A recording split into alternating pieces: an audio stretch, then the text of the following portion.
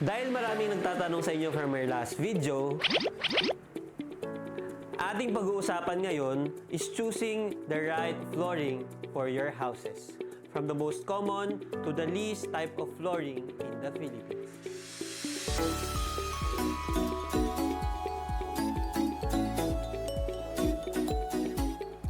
Now, I'll be explaining to you 3 types of flooring.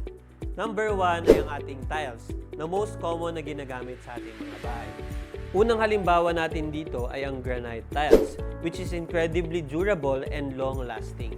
Mabigat din ito at pwede nating gamitin hindi lamang sa flooring ng ating bahay, kundi sa countertop ng ating kitchen dahil meron itong marble-like design. We also have porcelain tiles, which is denser and heavier than ceramic tiles. Therefore, mas malakas, mas matibay, and highly resistant to wear and tear. However, it also makes them brittle and potentially prone to cracking. At kung gusto naman nating makamura, meron naman tayong tinatawag na ceramic tiles. Ang ceramic po ay madali pong putulin, madaling i-shape, at madali pong siyang i-install. Though meron din po itong mga kakaibang design, ay mura pa rin po ito at kasya po sa ating budget. Second is the wood flooring. This is very familiar po sa atin, especially makikita natin ito sa mga antique-inspired na bahay. This balances the facade of the house. This also gives nature feels sa loob at labas ng bahay. This also have a lot of variety design to choose from. Pwede itong gamitin sa master bedroom, sa living area na talaga namang nagbibigay ng homey feeling vibes. However, wood materials is prone to water damages, dents, and scratches.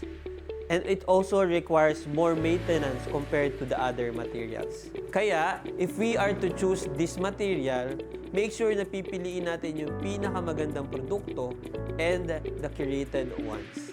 Third and last is our concrete flooring. Katulad nga ng inyong nakita, this is just bare. Not most people like this. It's very plain and not easy to maintain because of its rough texture. Usually din kasi itong ginagamit for garden, outside, open area, and not really designed for house interior. However, if you are super artistic and you really want the monotonous rich vibe, well, this is for you.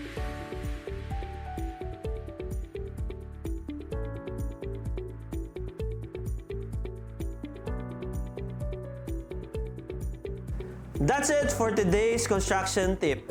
If you want to be updated, please like our page. Bye and see you on our next video!